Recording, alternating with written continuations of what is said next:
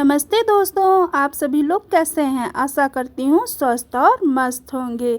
आज हम बात करेंगे गुलाब के पेड़ के बारे में, चाहे वो देसी हो या फिर हाइब्रिड गुलाब हो।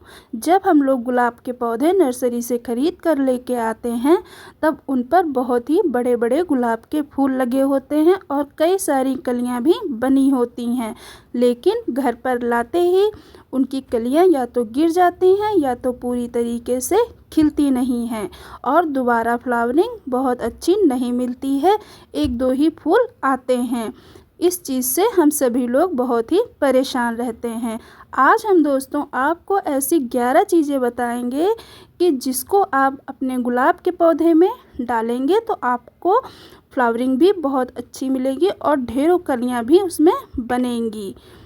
देसी गुलाब दोस्तों सभी के गार्डन में आपको मिल जाएगा, क्योंकि ये एक कॉमन पौधा होता है। इसको सभी लोग लगाना पसंद करते हैं।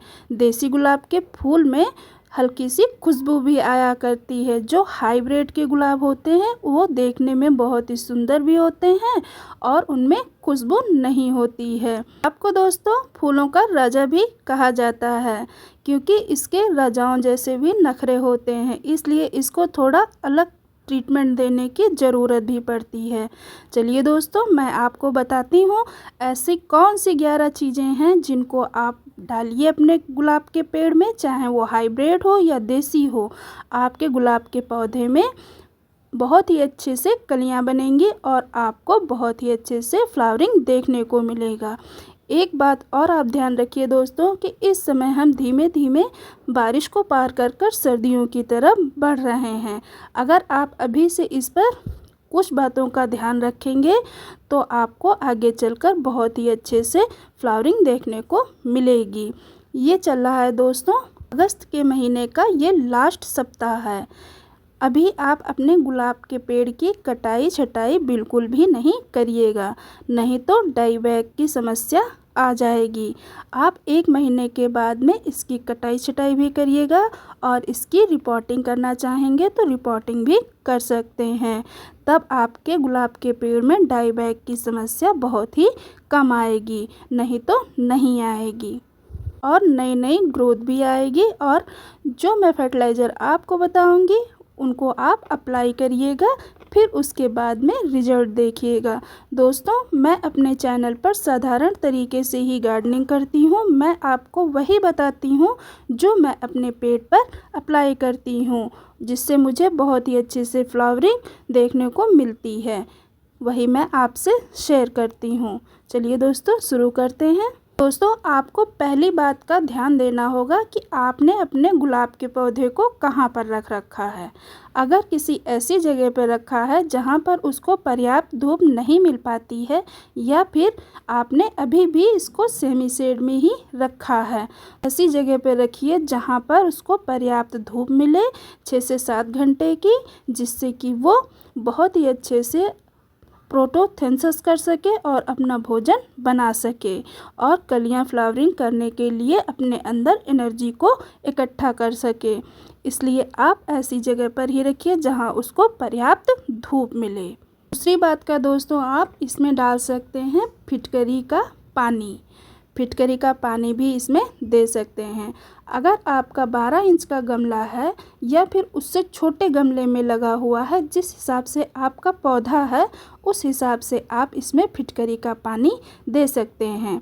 आप 1 लीटर पानी लीजिए, उसमें एक टुकड़ा छोटा सा फिटकरी का डालिए और उसको उसमें घुल जाने दीजिए। ज़्यादा नहीं डालिएगा, बस इतना ही डालिएगा। मैं आपको एक अनुमान बता रही हूँ, जैसे कि चना, जैसे देसी चना नहीं होता है, जितना बड़ा एक देसी चना होता है, बस आपको उतना ही टुकड़ा डालना है। उसको अच्छे से घोल लेना है। उसके बाद में उस पानी को आप अपने गुलाब के पेड़ में दे दीजिए। तीसरी चीज़ है दोस्तों चाय पत्ती। चाय पत्ती भी आप अपने गुलाब के पौधे में डाल सकते हैं। अमूमन सभी के घरों पर बनती है। जो भी चाय हम लोग इस्तेमाल करने के बाद में बच जाती है, उसको अच्छी तरीके से धुलने के बाद में धूप में सुखा लीजिए। उसके बाद में आप 2 से ढाई चम्मच अपने 12 इंच के गुलाब के पेड़ में आप डाल सकते हैं। इससे भी आपको कलियां और फ्लावरिंग बहुत ही अच्छी मिलेगी। और दोस्तों चौथी चीज़ है केला, केले के छिलके। जो हम लोगों के घरों में अमूमन केले के छिलके आते हैं वो भी एक बहुत ही अच्छा फर्टिलाइज़र होता है।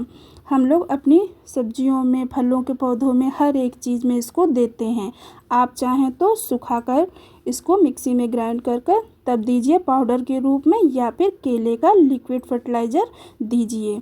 अगर आपको देने के बाद में हल्की सी भी चींटियाँ नज़र आती हैं तो आप उसकी गुड़ाई कर दीजिए। फिर आप ऐसा करिए, गुलाब के पेड़ में जो है केले के सूखे हुए जो छिलके होते हैं उनको मिट्टी में नीचे दबा दीजिए, जड़ों से थोड़ा दूर। जब आप उसमें पानी डालेंगे तब वो धीमे धीमे उसका कस गुलाब के पौधे तक पहुंच जाएगा। पांचवा है दोस्तों दही। दही भी आप जो है अपने गुलाब के पेड़ में डाल सकते हैं।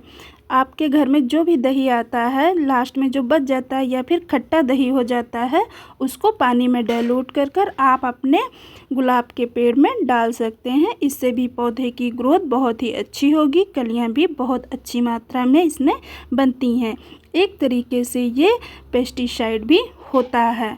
मिट्टी में रहने वाले भी अच्छे बैक्टीरिया होते हैं, उनको भी ये बढ़ने में मदद करता है। और दोस्तों छठी चीज़ है लकड़ी की राख। आप लकड़ी की राख का इस्तेमाल करिए, ये भी एक पेस्टिसाइड भी होता है और लकड़ी की राख में कैल्शियम, मैग्नीशियम, फास्फोरस ये सभी मात्राएं अधिक मात्रा में पाया जाता है। ये भी हमारे गुलाब के पौधे के लिए बहुत ही फायदेमंद होता है। ये भी एक तरीके से कीटनाशक होता है।